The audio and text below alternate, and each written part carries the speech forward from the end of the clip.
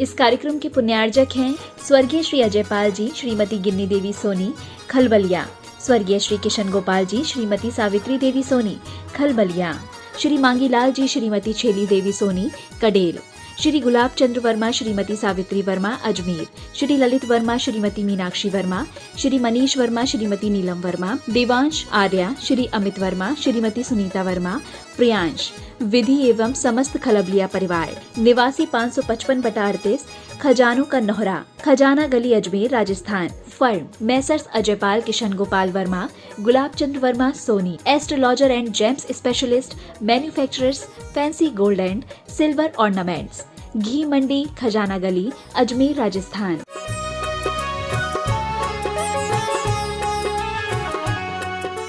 जय श्री ओम नमः सिद्धेभ्यः। सर्वमंगलमांगल्यं सर्वकल्याणकारकं प्रधानं सर्वधर्माणां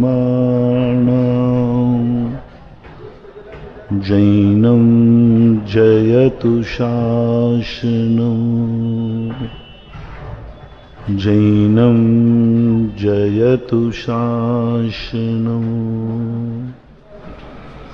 जैनं जयतु शासनं। पंच परमेष्टि भगवान की जय हो। आचार्य श्री गुरुवर कुंद कुंद महाराज की जय हो। आचार्य श्री गुरुवर विद्यासागर महाराज की जय हो। जगत पूज्य तीर्थ चक्रवर्ती निर्यापक श्रवण मुनि पुंग श्री सुधासागर जी महाराज की जय। शुल्लक श्री गंभीर सागर जी महाराज की जय। नमोस्तुते। दुनिया को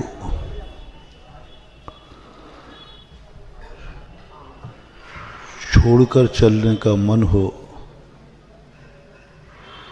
तो तुम्हें ज्यादा सावधानी करने की जरूरत नहीं है। अपना दैनिक प्रवचन चल रहा है।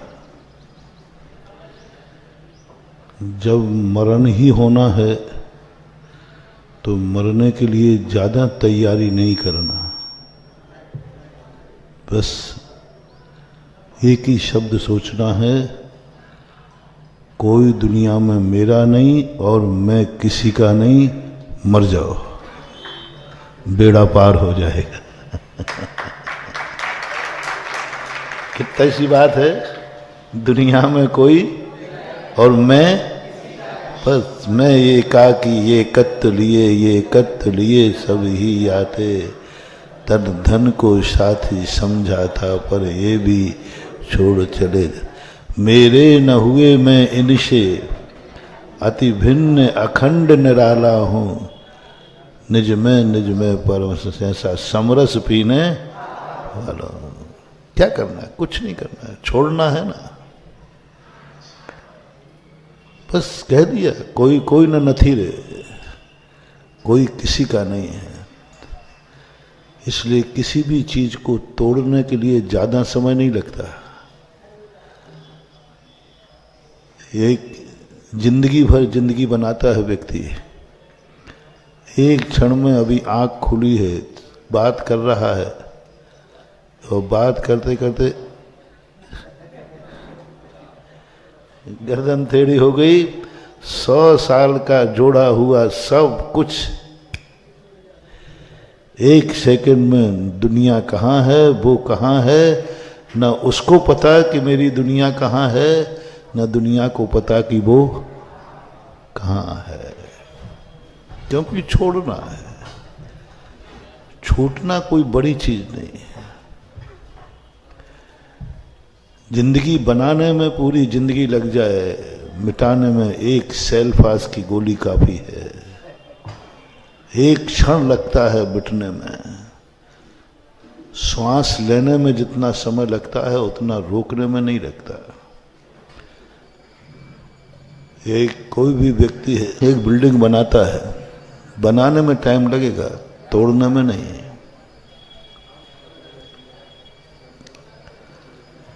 अभी अपन पार्श्वनाथ धाम का पुरानी बिल्डिंग तोड़ेंगे, कितने दिन लग जाएंगे? महीना भर, 15 दिन। और बनाने में बेटा 5 साल लगेंगे। बनाने में कोई चीज बहुत बड़ी चीज होती है। ऐसे ही संसार में होता है। संसार जब छोड़ना है, दीक्षा लेना है, कुछ नहीं करना, कोई मेहनत है ही नहीं। मुनि बनने में कोई ज्यादा रिस्क नहीं है, मेहनत नहीं है। बस सब कुछ जो था उसको वहीं छोड़ करके निकल पड़ो, मुनि दीक्षा हुई। मुनि बनने में, व्रत लेने में कोई कठिनाई नहीं है, कुछ भी नहीं है। मेहनत ही नहीं करना। इतना समय लगता है मुनि बनने में, आंख खुली है, आंख झुका लो, बस। खुली आंख और झुकी आंख, कितना अंतर है। कुछ नहीं करना मुनि बनने में, कुछ करना ही नहीं है, कुछ नहीं करना ही करना है, कुछ नहीं करना।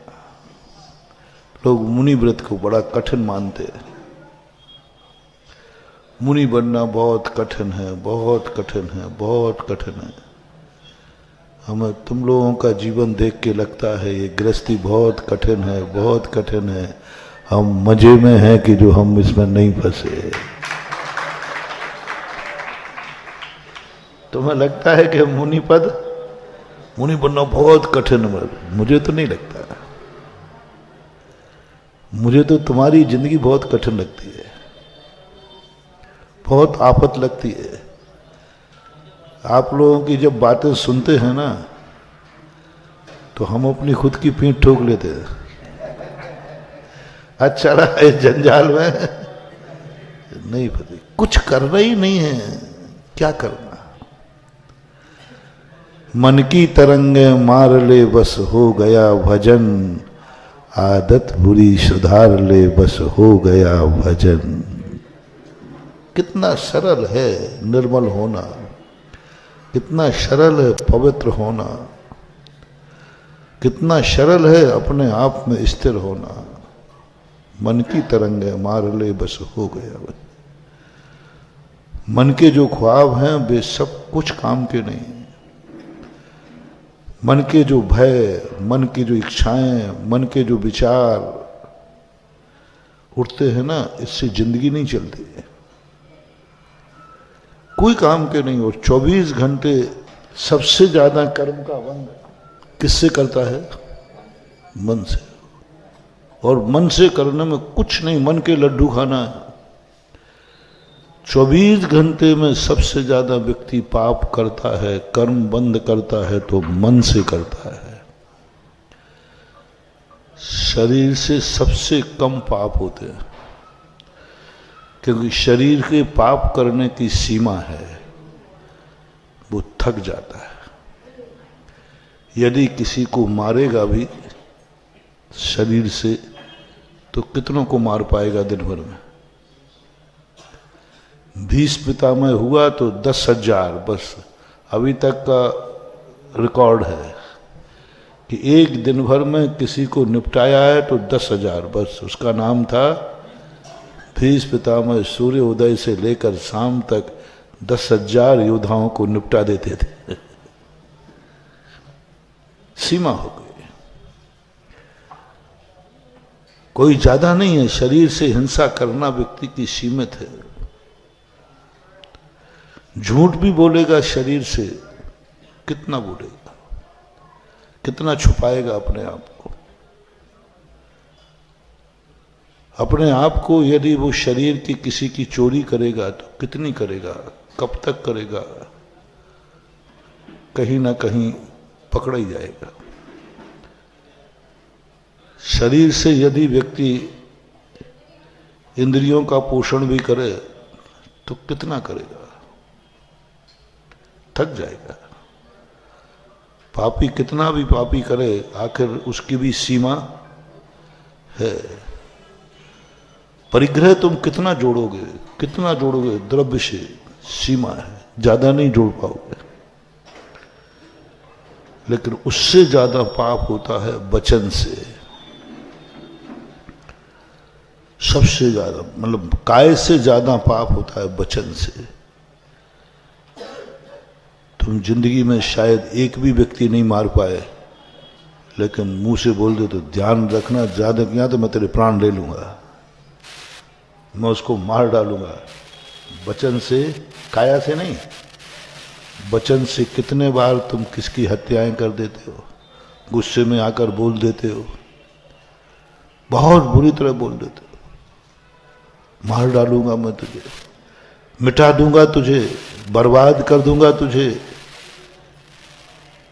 न तो मिटा पाए, न बर्बाद कर पाए, न कुछ नहीं कर पाए, लेकिन वचन तो खराब कर ही लिया। काया से झूठ नहीं बोल रहा है, वचनों से सबसे ज्यादा व्यक्ति झूठ बोलता है। इसलिए सत्य के 3 भेद किए, सत्य व्रत, सत्य धर्म और सत्य, सामान सत्य। सत्यव्रत और सत्य धर्म में अंतर है, क्योंकि ये वचनात्मक ऐसा है, वचन से हम झूठ बोल देते, चोरी भी कर लेते, और विचार की तो इतनी जैनियों में शेयर करना। जैनियों का हम ये दावा तो करते हैं कि तुम काय से विचार नहीं करते हो, बहुत कम है। सारी जातियों को मिलाया जाए तो जैनियों में काय का विचार कम है, और खास तौर से परिवार के लोगों में, अपने से बड़े लोगों के साथ तो मैं विश्वास करूंगा कि जैनियों में विचार होता ही नहीं। जो तुमसे बड़े हों, तुमसे छोटे हों, नहीं होता, बहुत बहुत कम, बिरले ही लोग होते हैं। लेकिन खेद के साथ कहना पड़ता है कि मन से, वचन से तुम लोग बहुत विचार करते हो। जैनियों में सबसे बड़ा विचार है काय से नहीं, वचन से, और बहुत खतरनाक सबसे ज्यादा करते हैं जैनी। जब तुम्हें गुस्सा आता है तो अपने बेटे को बहन की गाली दे देते हो। शेयर करना होता है कि नहीं? अब बेटे की बहन कौन हुई तुम्हारी? बोलो, पुत्री हुई। कौन है टीकमगढ़ में जो अपनी पुत्री के साथ विचार करता हो? कोई नहीं करता। लेकिन क्रोध में जब तुम बेटे को बहन की गाली देते हो तो आपके खाते में लिखा रहेगा तुमने अपनी बेटी के साथ विचार किया है। बोले साहब, मैं टीकमगढ़ का आदमी, जैन कुल में, हाँ, तुमने एक बार बेटे को बहन की गाली दी थी। कितने लोग हैं जो अपने सासू से विचार करते हैं? मैं मानूंगा कि मेरा विश्वास है कि टीकमगढ़ में कोई भी जैनी ऐसा होगा नहीं, लेकिन फिर भी आप लोगों के खाते में मिलेगा। जब आप अपनी पत्नी से झगड़ा करते हो तो उसको माँ की गाली दे देते हो। किसको? पत्नी को। पत्नी की माँ कौन है तुम्हारी? सासू माँ। वचन से विचार हो गया ना, वचन से पाप हो गया ना। तुमने जिंदगी से कभी नहीं किया, सासू माँ को माँ कहा, पैर छुए, सासू माँ के आते ही पैर छुए, तुमने माँ माना उसको। लेकिन जब पत्नी से झगड़ा हुआ तो तुमने पत्नी को उसकी माँ की गाली दे दी। मैं नहीं दे पाऊंगा, तुम देते हो। आपके खाते में सासू के साथ विचार लिखा रहेगा वचन से। ऐसे और कितने लोग हैं कितने बार तुम मां बहन की गाली देते हो। ये वचन का व्यभिचार है। छोड़ दो महानुभाव, व्यर्थ में, आवेश में, क्रोध में तुम इतने भूल जाते हो कि मैं धर्मात्मा हूं और पत्नी की मां मेरी सासू मां है। ये गाली कहां जाएगी? ये गाली का पाप क्या लिखा जाएगा, ये विचार करो। इसलिए हमारे यहां कर्म बंध की विवक्षा में मन से, वचन से और तीनों से कर्म का आश्रय होता है। काय वांग मनः कर्म योगाश। काय वांग मनः कर्म योगा बराबर बंध है। ऐसा नहीं लिखा कि वचन से कम होता है और वचन से तुम करते हो सबसे ज्यादा। परिग्रह में भी तुम्हारा वचन, जितना तुम काया से कम परिग्रह इकट्ठा करते हो, वचनों से ज्यादा मुझे ये चाहिए, मुझे ये चाहिए, मुझे ये चाहिए, मिलता कुछ नहीं। और तीसरा नंबर आता है मन का। ये तो कवाड़ी करता है। वचन से तुम गाली दोगे भी तो कितनी दोगे? कितनों को दे पाओगे? गला थक जाएगा। अब मन की बारी आती है। मन से कितने पाप कर लेता व्यक्ति दिन में, कोई काम का नहीं, व्यर्थ का। मन से हिंसा कितने जीवों की कर सकता है व्यक्ति? एक क्षण में सारा संसार मर जाए, मन में भाव आ गया। कोई मरा नहीं है, कोई, लेकिन खाते में क्या लिखा गया? हमारे यहां एक तंदुल मत्स्य की बात आती है। इतना छोटा होता है, वो आंख का मिक्खू होता है ना, वो भिनभिनाता रहता है, उतना छोटा मिक्खू होता है। और वो जिंदगी में एक मछली नहीं मारता। समुद्र में होता है, स्वयंभू रवण समुद्र में। बड़ा मक्ष मुंह फाड़ के सोता है, तो उसके मुंह में से मछलियां आती हैं और जाती हैं, और वो आंख का मिक्खू बैठा बैठा रोता, मूर्ख देख कितने मुंह मछलियां, एक भी नहीं खा पा रहा है।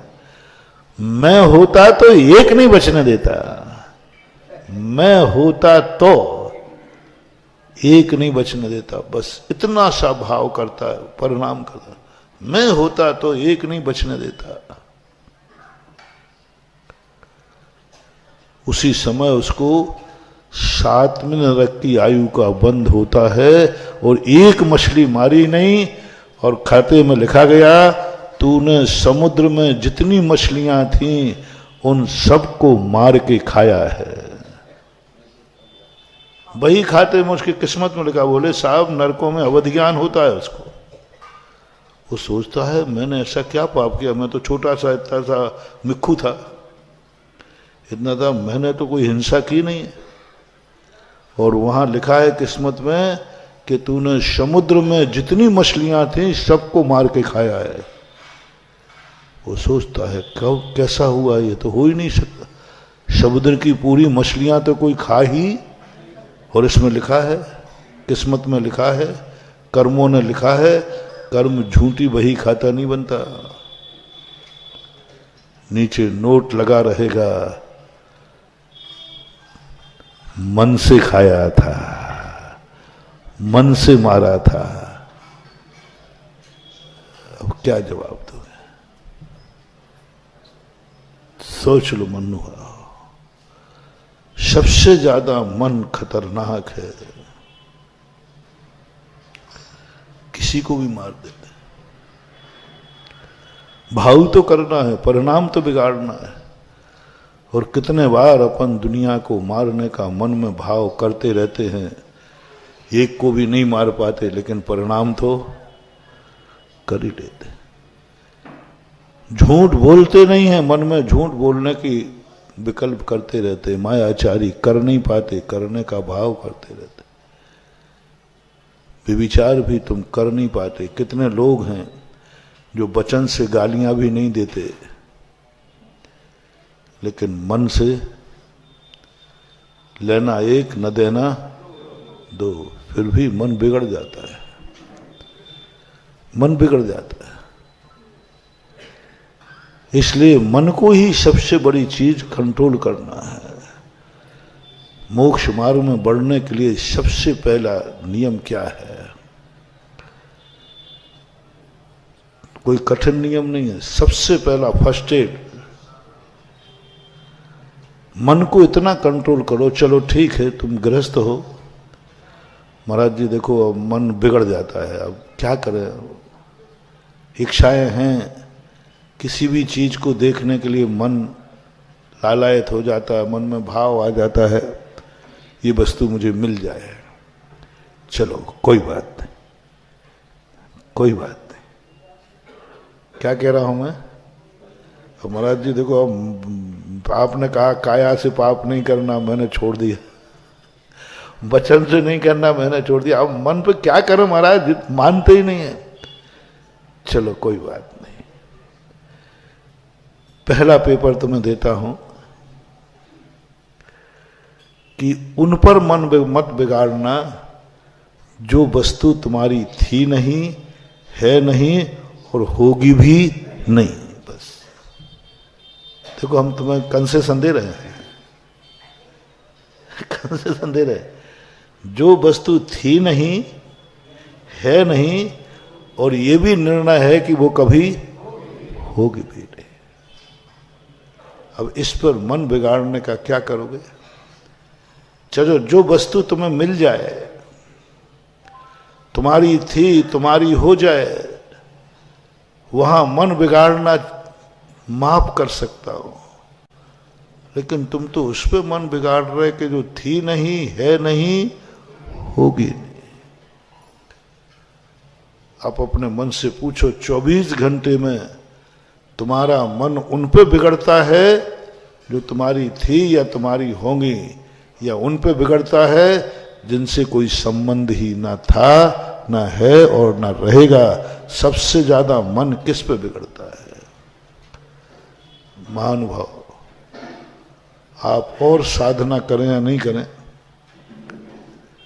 मैं तुम्हारे लिए बाध्य नहीं करूंगा, गृहस्थ हो। ये तो अनर्थ दंड है ना मन का, व्यर्थ में है, लेना एक न देना दो, क्यों कर्म का अनर्थ दंड कहलाता है। मन का अनर्थ दंड, वचन का अनर्थ दंड, काया का अनर्थ, तीन का अनर्थ दंड होता है। दुष्ट चिंतन, क्या मतलब है? क्यों मन को तुरंत कहो, क्यों बिगाड़ रहा है मन? कोई मतलब नहीं। और सबसे ज्यादा व्यक्ति उन्हीं चीजों पर मन बिगाड़ता है जो उसकी थी नहीं, है नहीं और बस इसी का नाम है, इसी का नाम है, इसी का नाम है रावण। रावण ने बस यही गलती की थी कि उसने उस पर नियत बिगाड़ी जो उसकी थी नहीं, है नहीं और मर जाए लेकिन वो होगी भी नहीं, इसलिए रावण सबसे बड़ा पापी कहलाया। विभिचारी तो और भी हुए हैं। तुम्हारे मन में जब कभी ऐसा परिणाम आए, तुरंत कहना वो रावण हुआ कि नहीं हुआ मुझे पता नहीं, वो रावण हुआ कि नहीं पता नहीं, शास्त्रों में सुना है कि एक रावण, तुरंत नोट कर लेना, मैं ही तो रावण हूं, मैं ही तो रावण हूं, क्योंकि रावण की परिभाषा यही है। दूसरे का मकान देखकर, दूसरे की गाड़ी देखकर, दूसरे की संपत्ति देखकर, दूसरे की बीवी देखकर, दूसरे के बेटे देखकर, दूसरे का क्या क्या देख करके आपके मन बिगड़ते हैं। कोई लेना नहीं, कोई देना नहीं, मतलब नहीं, अनर्थ दंड। पहली साधना जैनी सम्यक दृष्टि को कहा गया कि तुम कितने पाप करते हो, क्या करते हो, मैं तुमसे कुछ नहीं पूछूंगा, तुम व्यर्थ का पाप करना छोड़ दो। तुम्हें व्यापार में, तुम्हें घर में, दुनिया में सब कुछ तुम करते हो, छोड़ो वो पाप सबसे करना है। बस उन पापों को छोड़ दो जिन पाप को तुम करते नहीं, करोगे नहीं, वो पाप मन से मत करना। मन का अनर्थ दंड सबसे पहले जैन दर्शन ये कहता है। व्यर्थ का पाप मत करो, व्यर्थ की हिंसा मत करो। व्यर्थ की हिंसा करते रहते हो, व्यर्थ का झूठ मत बोलो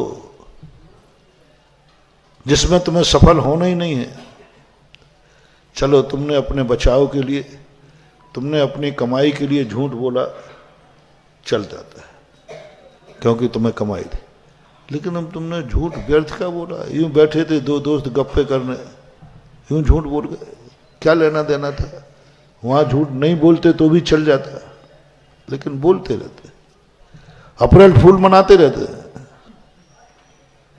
अप्रैल फूल मनाते रहते, कोई लेना है एक ना देना। ये साधना तो आप लोगों को करना चाहिए, करना चाहिए। पहली साधना कि हम उन चीजों पर कभी मन नहीं बिगाड़ेंगे जो त्रिकाली मेरी नहीं है।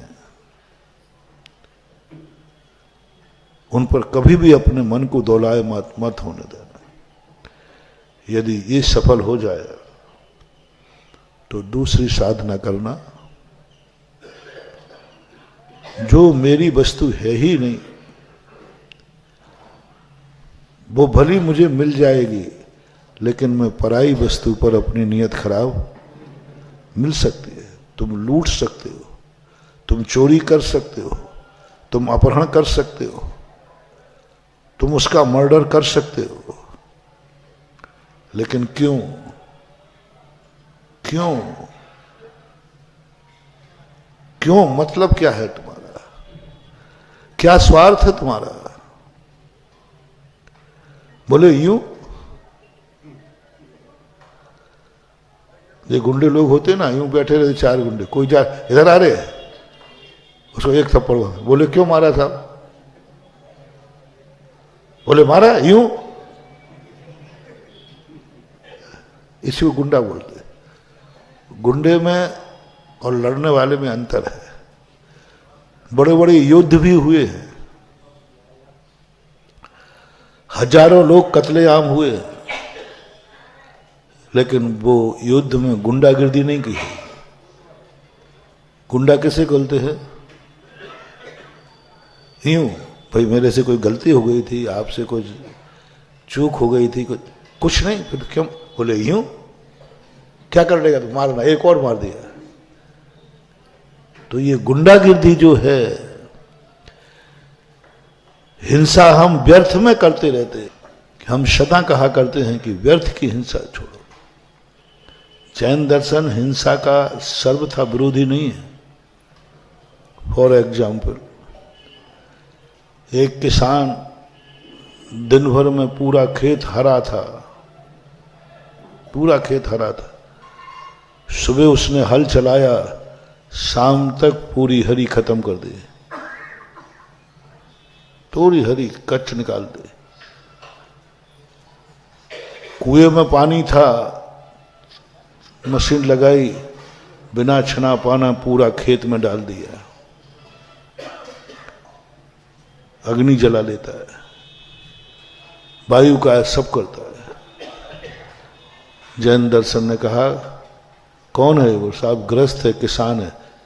कोई बात नहीं। अरे उसने पूरी हरी काट दी, पेड़ काट दिया। किसने काट दिया? बोले वो किसान। बोले जिनवाणी ने तुरंत कह दिया कोई बात नहीं, मां उसने पूरा पेड़ काट दिया है, पूरी कच्च हरा था खेत और उसने पूरा दिन भर में साफ कर दिया। कर सकता है कि नहीं? करता ही। कैसा है जैन दर्शन का? इधर अष्टमी चौदस को हरी नहीं खावे, व्रतों में हरी पे और उधर पूरा खेत साफ कर दिया उसने। और जिनवाणी मां ने कहा कोई बात नहीं, किसान है ना, और इधर गार्डन में खड़ा था एक व्यक्ति, उसने एक पत्ता लिया, ऐसे ही खड़ा था, एक पत्ता लिया, तोड़ दिया, कैमरे की नजर में ये पापी है, ये पापी है। क्यों भाई, तूने पत्ता क्यों छोड़ा? बोले एक पत्ता तोड़ने से क्या होता, वो किसान तो पूरी खेत में पूरे पत्ते तोड़ गया, पूरा ही पेड़ तोड़ दिया। हमने एक पत्ता तोड़ दिया तो मैं पापी हो गया, तो किसान कितना पापी, बनिया जबकि जमाता है। एक पत्ते तोड़ने पर इतना पाप है तो पूरा खेत के पूरे पेड़ को तोड़ने में कितना पाप होगा। जिनवाणी कहती उसको कोई पाप नहीं लगेगा, सामान पाप है, तू पापी है, प्रायश्चित कर। किसान इतनी खेती पर हल चलाता है, उसको किसी शास्त्र में प्रायश्चित का प्रावधान नहीं किया।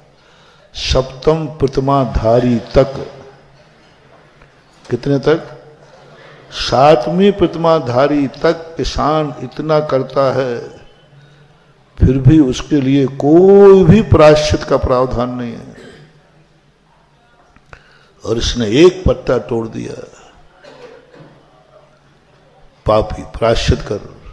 बोले साहब एक पत्ता तोड़ा। बोले क्यों? कारण बताओ, नोटिस है,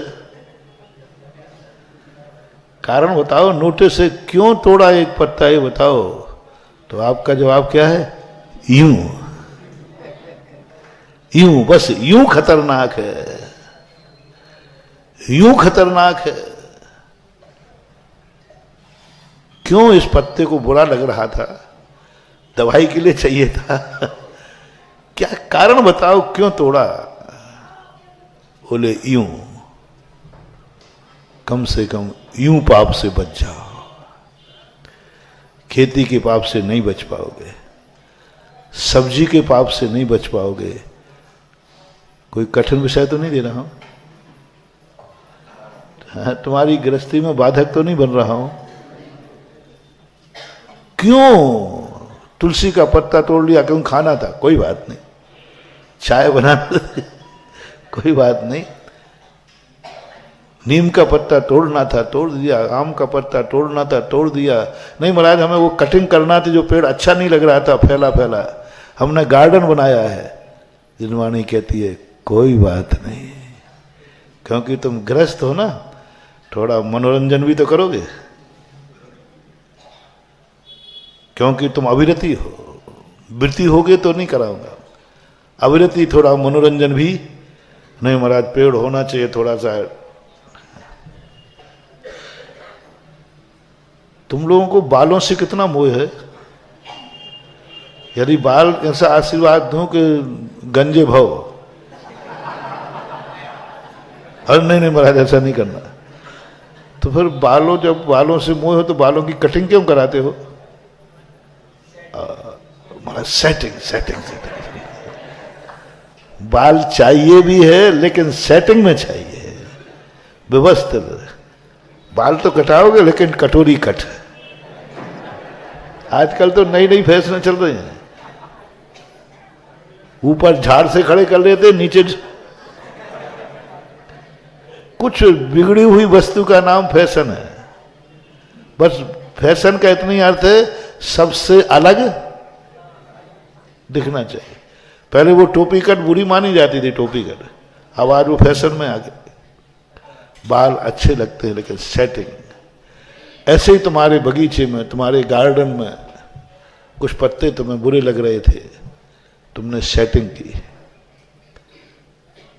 लॉन में सेटिंग की। जिनवाणी माँ कहती है देखो इसने ये लॉन की घास को काट रहा है, ये पेड़ों की पत्तियों की कटिंग कर रहा है। हमने शिकायत की, ये ठीक। तो जिनवाणी ने एक ही बात पूछी, कौन है? बोले अविरति है, ग्रस्त असंयमी है। बोले कोई बात नहीं, क्योंकि उसका इंद्रिय संयम नहीं है। इंद्रिय संयम नहीं है उसका, आंखों पे संयम नहीं। वो ब्यूटी देखना चाहता है, पेड़ की सुंदरता देखना चाहता है, क्योंकि इंद्रिय संयम नहीं लिया उसने। संयम दो प्रकार के होते, इंद्रिय संयम और प्राणी से, उसका इंद्रिय संयम नहीं है। तो पेड़ लगाएगा, उसको काटेगा, छाटेगा, व्यवस्थित करेगा, सब चीजें करेगा, कोई बात नहीं। वो जो तुम गार्डन में खड़े खड़े यूं हाथ से एक पत्ता तोड़ा, ये क्यों तोड़ा, क्यों तोड़ा, कारण क्या था? बुरा लग रहा था, बीच में आ रहा था, बोले यूं। बस अब जुर्मानी कहती है यदि यूं किया हो तो उसकी कोई जमानत नहीं, कोई माफीनामा नहीं, सीधी सजा है। यूं की, यूं। कैसे सिद्धांत हैं जैन दर्शन के। एक गिलास पानी पीता है, छान के पियो। उधर खेत में पूरा कुआं बिना छने डाल दिया तो खेत में तराई करोगे तो बोलो क्या करोगे? छान के तराई करोगे? नहीं भाई, हम साहब जैनी हैं, वृत्ति हैं, खेत है, हम छान के तराई कर ही नहीं पाओगे। पानी छन ही नहीं सकता, छान के तराई नहीं कर सकते। पानी छान करके तुम पशुओं को नहीं पिला सकते। कितना छान के पिलाओगे? तुम मकान नहीं बना सकते। बिना छना पानी तूने पूरा कुआं भर खाली कर दिया तो जुनवानी मां कहती है किसने कर दिया? बोले किसान ने। बोले कोई बात नहीं। और एक गिलास पानी बिना छना पी लिया, बोले इस पापी को अरेस्ट करो। कितना पीता है पानी? ये क्या लॉजिक हो सकता है? क्या लॉजिक है? वहां पूरे कुएं के जीव मर गए सच्चाई में, और यहां एक गिलास पानी में बहुत अंतर। महानुभाव, वहां जीव मरे हैं लेकिन मरे हुए जीव खाए नहीं गए। यहां जीव मरे भी हैं और खाने में ही एक चींटी पैर से मर जाना और एक चींटी को खा लेना, दोनों में अंतर बताओ। दोनों पाप बराबर हैं? एक चींटी पैर से मर जाना और एक चींटी को खा लेना, दोनों में कितना अंतर है? बोलो, चींटी किसी से भी मर सकती है कि नहीं? मुनिराज के पैर से भी नहीं देख पाए, कोई बात नहीं, कई बार होता है। दूसरे दिन महाराज जी चींटी है नीचे, हो सकता है। जीव मर सकता है, लेकिन जीव का मरना और जीव का खाने में कितना अंतर आ गया? बहुत जमीन आसमान का अंतर है। जमीन आसमान का अंतर है। मरी हुई वस्तु से स्पर्श भी हो जाए तो मुनिराज अंतराय कर देंगे। ऐसा ही वहां जीव मरे हैं और एक गिलास में बिना छना पानी पिया है तो वो मांसाहारी का त्यागी नहीं है, क्योंकि त्रस जीव होते हैं। एक बूंद पानी में 36,450 त्रस जीव होते। पानी में एक इंद्रिय जीव नहीं छाने जाते, पानी में विकलत्र छाने जाते जो मांसाहारी हो।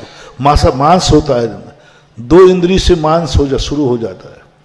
एक इंद्रिय जीवों के शरीर में मांस नहीं होता, पेड़ पौधे फल फूल आदि, लेकिन दो इंद्रिय जीवों से मांस और हड्डी चालू हो जाती है। दो इंद्रिय के, तो उन दो इंद्रिय जीवों को छाना जाता है, तीन इंद्रिय को, क्योंकि खाने में मांसाहार का दोष आएगा। और दूसरी बात है, एक गिलास पानी आपने लिया और एक घूंट अंत में बचा और आपने पुक्की कर दी, या गिलास में पानी बचा था फेंक दिया।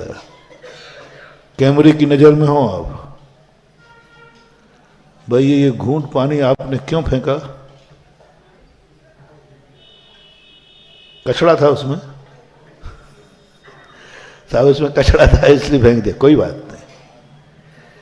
अच्छा नहीं लग रहा था इसलिए फेंक दिया, कोई बात नहीं। क्यों फेंका? बोले यूं। एक घुटक पानी भी यदि आपने यूं फेंका है, आप अपराधी की कोटि में हैं, और वहां पूरा कुआं खाली कर दिया खेत में, तो भी उसे कोई अपराध नहीं है। ऐसा ही आप शब में लेना, अग्निकाय में लेना। इतनी अग्नि जला रहे हो, भट्टी जला रहे हो, कितनी अग्नि जला रहे, और तुम कमरे में जला रहे, लाइट जल रही है, आप पढ़ रहे हैं सीख,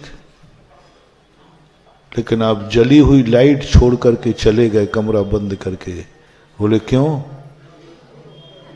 बोले यूं, धर्मशाला का तो कमरा था ना, घर का होता तो नहीं छोड़ के जाते। 90% लोग धर्मशालाओं का एसी, पंखा, लाइट जलती हुई छोड़ के आते हैं। क्यों? खुद का बिल थोड़ी लग रहा है। हाँ, अब मैं बिल वसूली कर रहा हूं। आपने मंदिर की लाइट को जला करके चालू किया और बाद में छोड़ के आ गए, जितना बिल बनेगा, जितने देर वो जलेगा, सब आपके निर्माल खाते जाएगा और अनर्थ दंड होगा। क्योंकि मंदिर पे तो कोई ना कोई तो बिल भरेगा, मंदिर भरेगा, मंदिर भरेगा। धर्मशालाओं के साथ तुम बहुत बड़ा गंदा कार्य करते हो, मान लो। धर्मशाला में जब तुम जाते हो तो वो कमरा तुम्हें कैसा मिलता है? कैसा मिलता है? और नहीं होता है तो करवा लेते हो, और जब कमरा खाली करके आते हो तब झूठ मत बोलना है। होटल का नहीं कह रहा हूं मैं, तो धर्मशाला की बात कर रहा हूं। वो तुम्हारे मंदिर का है, वो किसी दानी ने बनाया था। उस पर जो भी खर्च होना है, किसका होना है? मंदिर का। तुमने बेड शीट गंदी करके आ गए, तुम एक कोने में पीक करके आ गए, तुम जो कुछ भी गंदा करके आए, जो कुछ भी तुम लाइट छोड़ के आए, उसका भुगतान किसको देना है? यानी तुम्हारी गंदगी तुमने मंदिर से साफ कराई और मंदिर का पैसा लगाया, आप निर्माल के भागीदार हैं। मंदिर का आपने इतना बड़ा नुकसान किया है, भगवान का नुकसान किया, मंदिर का नुकसान किया। कम से कम इतना तो सोचा करो कि आखिर है तो हमारे धर्म का मंदिर, धर्मशाला किसी दानी ने हमारी सुविधा के लिए बनाई है, हमने किराया दिया है तो क्या दिया, कम से कम इतना गंदा तो ना करके जाओ कि उसको कुछ अलग से व्यवस्था करना पड़े। लाइट बंद करके जाओ, क्योंकि मंदिर का बिल लगेगा। बहुत बड़ा दान है महानुभाव। नहीं नहीं, मंदिर के कमरे की एक बार ऐसा कभी हो जाए भूल से, अरे मैं कमरे की लाइट छोड़ाया जलते हुए, मैं मंदिर की धर्मशाला का पंखा छोड़ाया जलते चलते हुए, और तुम बाहर आ गए, गाड़ी में बैठने वाले थे और याद आई, तुम कहे नहीं रोको रोको रोको ड्राइवर गाड़ी रोको, और तुम पुनः गए। किसके लिए गए? महानुभाव, इतना बलिदान तुमने, यात्रा रोक दी, गाड़ी रोक दी और आगे बढ़ गए थे, लौट के आए, मंदिर की लाइट जली छोड़ाया हूं, एसी जला छोड़ाया हूं, मंदिर का बिल बढ़ जाएगा, मंदिर को चुकाना पड़ेगा। मैंने तो 24 घंटे का ही किराया दिया है, ये तो एक्स्ट्रा छोड़ के आया, और मान लीजिए दिन भर रात भर किसी चौकीदार ने नहीं देखा तो तुम लौट के आओ। महानुभाव, गजब का पुण्य, ऐसा पुण्य बंद होगा, ऐसा पुण्य बंद होगा कि तुम्हें लाइट का उजेला नहीं, रत्नों का उजेला मिलेगा, जहां तुम्हें दीप ही नहीं जला,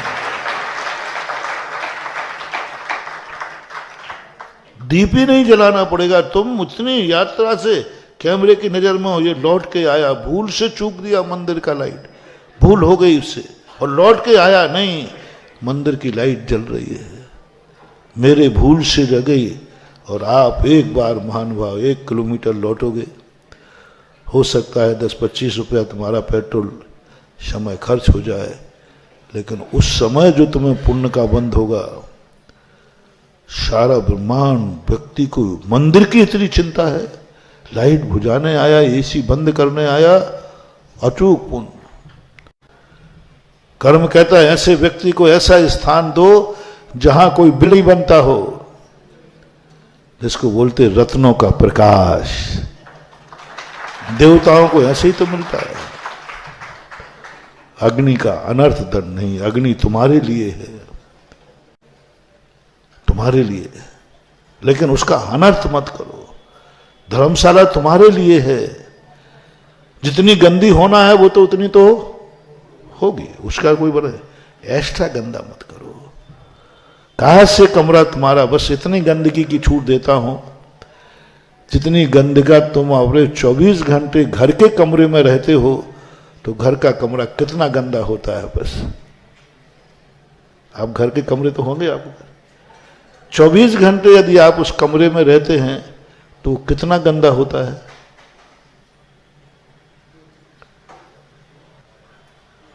करके तो देखो थोड़ा गंदा।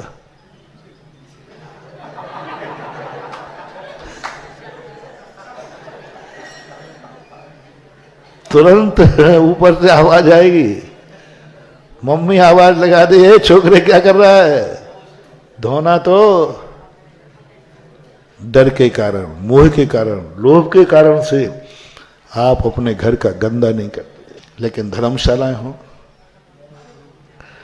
तो दोनों जगह जाता हूं, आपके घरों में भी जाता हूं, तो मैं गौर से, जब भी तुम जीना चढ़ाते हो ना, तो जीना चढ़ाते हो जब जीना मुड़ता है ना, हम मोड़ पे गौर से देखते हैं ये गंदा कितना है, गंदा नहीं दिखता। और धर्मशाला के जीना का मोड़ पीक से हर मोड़ पर गंदगी मिलेगी। धर्मशाला पर, जैन धर्मशाला पर जहां जीना का मोड़ पड़ा वहां गंदगी, पूरी दीवार गंदी मिलती है। घर के जीने का मोड़ गंदा नहीं किया। बस इतना ही मेरा कहना है। जितना तुम्हारे घर का कमरा तुम्हारे रहने से गंदा होता है, उतना तो धर्मशाला का भी होगा, उसको तो कोई रोक नहीं सकते। उतनी लाइट तो घर की जलती है तो धर्मशाला की भी चलेगी। घर में एसी जलता है तो वहां भी चलाओ, मैं कोई ऐतराज नहीं कर रहा हूं। घर में पंखा चलाते हो तो वहां भी चलाओ, कोई आपत्ति नहीं है। लेकिन वहां ज्यादा क्यों, वहां ज्यादा क्यों? बल्कि घर का कमरा फिर ही गंदा हो जाए तो हो जाए, ये मंदिर का कमरा है, धर्मशाला का कमरा है, यहां गंदगी करके नहीं जाना। गंदगी करके नहीं जाना, कम से कम झाड़ू लगा के जाओ, ठीक करके जाओ तो और अच्छा है। गंदी करके नहीं जाऊंगा, बाथरूम साफ करके जाऊंगा, गंदा करके नहीं जाऊंगा। जैसे घर का बाथरूम, 10 लोग तुम घर के बाथरूम को यूज करते हो, लेकिन बाजू में गंदगी आवाज, गंदगी दुर्गंध नहीं आती। और धर्मशाला में तुम 24 घंटे 1-2 लोग रुक के गए, कितनी गंदी, कमरा खोल के देखो कितना गंदा। हम लोग जब विहार करते हैं ना, धर्मशालाओं में रुकते हैं, उस समय ऐसी हालत होती है, मुश्किल हो जाता है। जैनी रुके थे वहां पर, महानुभाव बचो इस पाप से, अनर्थ दंड का पाप है। मत समझो कि ये हमारा कोई पैसा लग रहा है, क्या तो आएगा। धर्मशाला है, मंदिर की है, तुम्हारे प्रभु की है, देवादि देव की है, जगत पिता की धर्मशाला है। जगत पिता, त्रिलोकी नाथ मंदिर हमारी सुविधा के लिए बनाई गई है। हमें आवास के लिए बनाई गई है। नल का पानी खुला छोड़ाओगे, पानी तुम्हें पीने के लिए है, नहाने के लिए है, नहाओ। लेकिन महाराज नल का बिल थोड़ी लग रहा है, जितना चाहे करो। वो तो एक तो लगता ही नहीं है, लगे तो फिक्स लगता है। शायद अभी नलों में यूनिट लग गया क्या? बिजली में तो है नहीं, नलों में है कितने लीटर लिया नहीं है ना। बस यही गलती है। मेरी बात माने तो मैं तो यूनिट लगवा दूंगा ना, क्योंकि उसके बिना तुम मानने वाले मान जाओ, धर्म की बात है। कल टैक्स लगाओगे तो कम करोगे। अभी कितना नल चल रहा है। पहले एक लोटे में कुल्ला कर लेते थे उनके, और उस समय पारिया ज्यादा नहीं होता था, दुर्गंध नहीं आती थी। और आज बास विसंग चाली है, मुंह में ले रहा, नल चालू है। आपने एक चुल्लू पानी लिया, मुंह तक ले गया, अभी नल चालू है, कितना चुल्लू नीचे गिरा। सवाल कुल्ले का नहीं है, सवाल जब तुम नल के पास ले गए और कुल्ले तक ले गए, उसके बीच में कितने चुल्लू पानी नीचे गिरा। ये है महापाप। वो कुल्ला करना पाप नहीं, वो तो तुम्हारा कर्तव्य। वो जितना चुल्लू पानी नाली में बह गया, वो क्यों, क्या काम में आएगा? यूं। इसलिए लोटे में नहा करके, लोटे में पानी लेकर के कुल्ला करते थे, अनर्थ दंड से बचते थे। जल और बिजली आज जितना दुरुपयोग हो रहा है, उसी का परिणाम है धीरे धीरे जल खत्म हो रहा है। हम उसका अनादर कर रहे हैं, उपयोगिता नहीं रही। इसको रोको, ये अनर्थ दंड को रोको, ये व्यर्थ की स्थितियों को रोको। पृथ्वी को है, आप कुआं खोदो ना खूब, इसने इतना कुआं खोद दिया, कोई बात नहीं, कोई बात नहीं, कुआं चाहिए था खोद दिया। और तुमने बैठे बैठे जमीन में से यूं नाखून से यूं खोदा, कैमरे की नजर में, ए पापी खड़ा हो जा। बोले साहब मैंने क्या गलती कर दी? बोले अभी उंगली से तूने मिट्टी को यूं किया ना। बोले ये क्यों किया? उसे नीचे मोहर रखी थी क्या? बोले यूं। वो एक कुआं खोदने वाले को कोई प्रायश्चित नहीं, एक उंगली से मिट्टी को यूं खुदेड़ दिया बैठे बैठे, प्रायश्चित का भागीदार है, अनर्थ दंड है, इससे बचो। कौन सी चीजें? साधु का वचन और समय। हमारे आचार्य महाराज ने लिखा है, अन्न का कण और साधु का क्षण कभी बर्बाद मत करना। अन्न का कण और साधु का क्षण कभी बर्बाद मत करना। जाओ तुम दिन दूने रात चौगने फलोगे फूलोगे। तो ये जिंदगी में कभी ऐसा मत करना। चलो वो तो हो गया, अब एक और कह दो कि तुम्हें घर का कोई सदस्य, मैं तो नहीं कोस रहा हूं, पक्का है मेरी तरफ से निश्चित, ओके। पारसनाथ अभी तक कोसते रहे हो, अब नहीं कोसेंगे, गारंटी मेरी है। मेरे आने के पहले तक मैं भगवान का मामला मैं नहीं निपटाऊंगा, तुम जानो। और मेरे आने के बाद गारंटी है पारसनाथ भगवान इस टीकमगढ़ समाज को कभी नहीं कोसेंगे कि कहां आके बैठ गया। हमेशा कहेंगे कि मैं, अरे कितने भाग्य हैं कि मैं ऐसे मंदिर में बैठ रहा हूं। वो मूर्ति कभी नहीं कोसेगी, कभी नहीं कोसेगी। इसलिए उसकी चिंता है। बस अब एक बात और, समय आपका हो गया, आज का होमवर्क, कि आपको कोई अपने घर में कोई तुम्हें कोस तो नहीं रहा है, कोई तुम्हारा होना दुर्भाग्य तो नहीं मान रहा है। तुम्हारा उसकी जिंदगी में आना दुर्भाग्य तो नहीं मान रहा है, ये खोज का प्रयास करो। ये है तुम्हारे लिए होमवर्क। XYZ कोई भी जो तुम्हारा कोई है, घर में देख लेना, मम्मी पापा को देख लेना, कहीं वो कोस तो नहीं रहे हैं, कहाँ का छोकरा पैदा हुआ, इससे अच्छा तो मैं निपुता रह जाता। तो बोलो, ऐसा कोसना कई बार होता है कि नहीं? बस महानुभाव, मैं कुछ नहीं कहना चाहता हूं। ऐसा कोई कृत्य मत करना कि माँ बाप तुम्हें कोसे, अपने को दुर्भाग्यशाली माने। कहाँ की संतान पैदा हो गई, माता पिता दुर्भाग्य मान रहे। पिताओ, कहीं बेटा तो नहीं कोस रहा, कहाँ का बाप माथे पड़ा। ऐसा हो सकता है कि नहीं? बेटा कोस रहा हो, आप दोनों पति पत्नी हो, प्रयास करो महानुभाव, दोनों एक दूसरे को कोस तो नहीं रहे, कहाँ गले पड़ गई है।